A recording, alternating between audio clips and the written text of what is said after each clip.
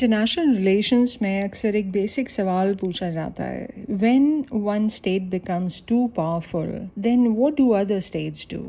Do they resist it or do they join it? There are two important concepts in IR, balancing and bandwagoning. Simple words में balancing means resisting a powerful state by building your own power or joining with others. A state can balance in two ways. First is internal balance, यानी अपनी military, economy, technology and institutions को strong banana. And second is external balancing, यानी alliances, partnerships and coalitions को build करना उस powerful state को counter करने के लिए. The goal is simple. No single state should become so powerful that it can dominate everyone else. Now comes bandwagoning, which is a different concept. Bandwagoning means aligning with the stronger power instead of resisting it. यानी एक weaker state ये सोचती है कि if I cannot oppose this power, maybe I should cooperate with it. And this can happen because of fear. It can happen because उसको economic benefits चाहिए हो सकते हैं या उसकी कोई security dependence हो सकती है powerful state पे, or because the weaker state wants protection from an